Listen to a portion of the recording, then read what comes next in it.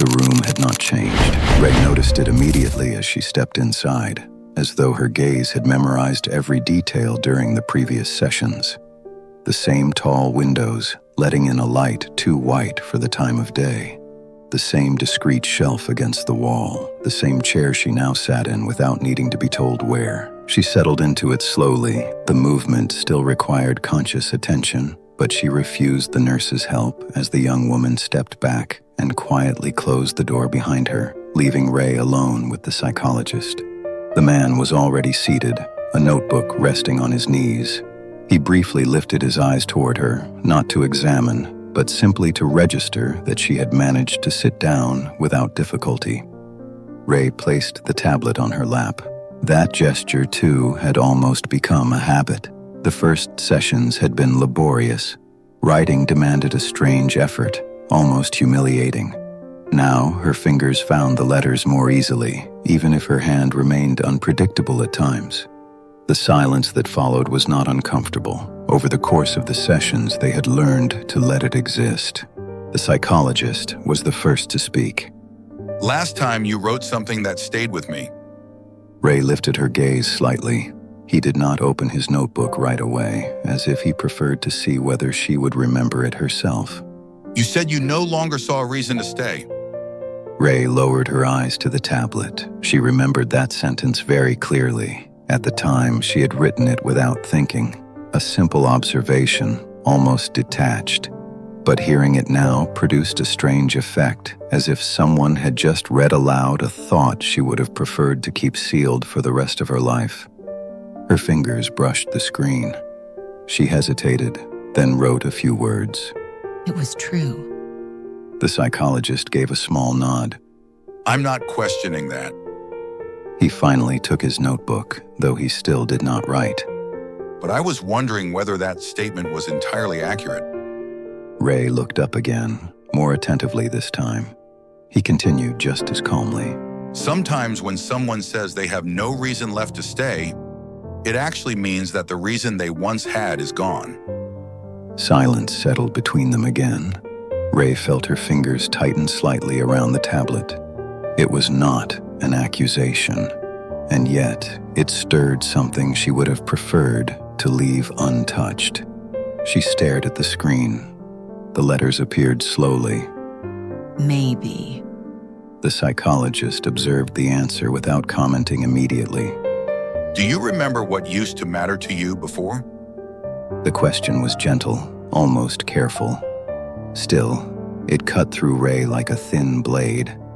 Before. The word itself felt unbearable. Before meant too many things at once. Before the hospital, before the fall, before the months of silence, before all the decisions that had ultimately brought her here. Ray felt her breathing slow, as though her body instinctively tried to keep the memories from rising too quickly. She looked at the tablet, her fingers motionless for a long moment.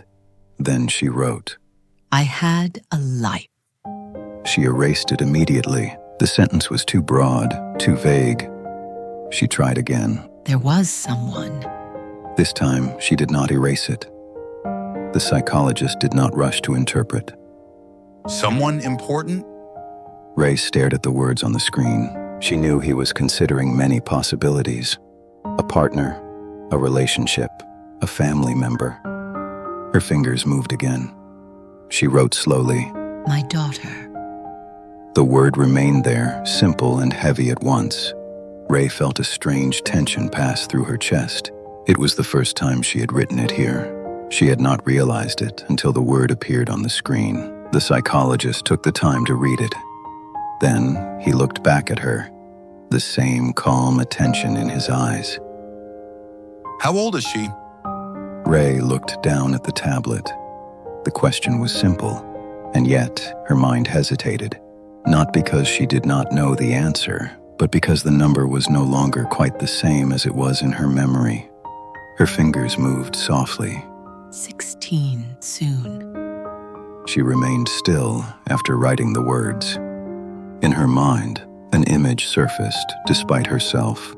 Conte at 13, her hair hastily tied back, a uniform too big for her, the way she would roll her eyes when she was annoyed.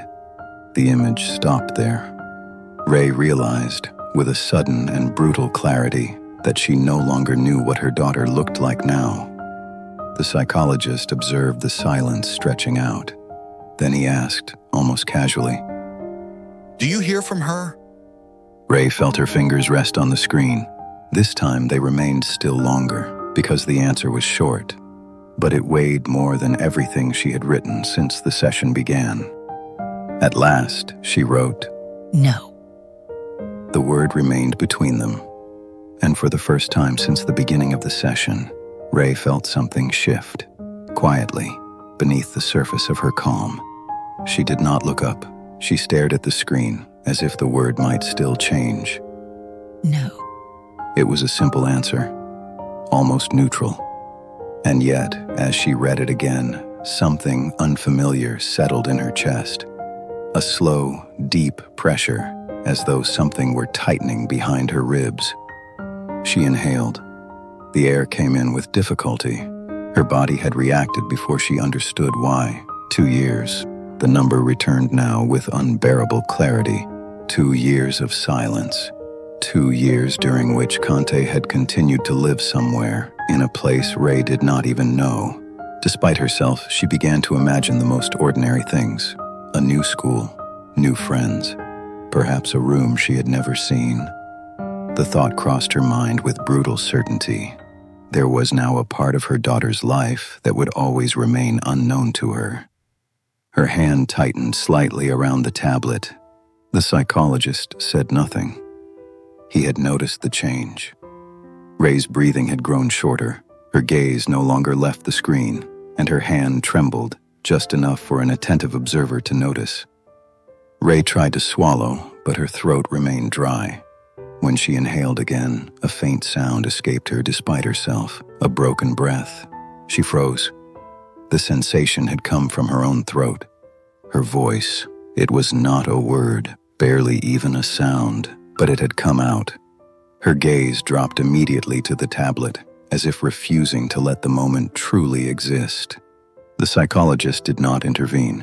He simply noted it without drawing attention to it. Then, after a long moment, he spoke again, gently. "You think about her often." It was not a question. Ray closed her eyes briefly. When she opened them again, she wrote, Yes. Silence settled once more. The light from the window had shifted slightly now, the sun sliding along the edge of the low table. The psychologist watched Ray for a few seconds longer. Then he asked one last question. "If your daughter walked into this room right now, what would you want to say to her?" The question lingered in the air. Ray immediately felt the tension return to her chest. This time, the image of Conte did not remain frozen in the past. For a second, her mind tried to see her as she must be now. Taller, her face perhaps more refined, the same eyes, or perhaps not. Ray no longer knew. Her fingers rested on the tablet. She began to write. The first letters appeared slowly. Kate. She stopped. The name remained for a second. Then she erased it. The screen returned to blank. Her fingers hovered above the dark surface. She did not know whether Conte would even accept to look at her.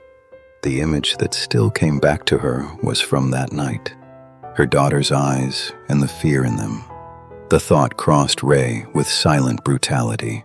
Perhaps Conte would never want to hear her voice again. Perhaps the only thing she still owed her was an apology. Her fingers moved again. A single word appeared. Sorry. Ray slowly turned the tablet toward the psychologist. Then she lowered her gaze, as if the weight of the word had only just fallen between them.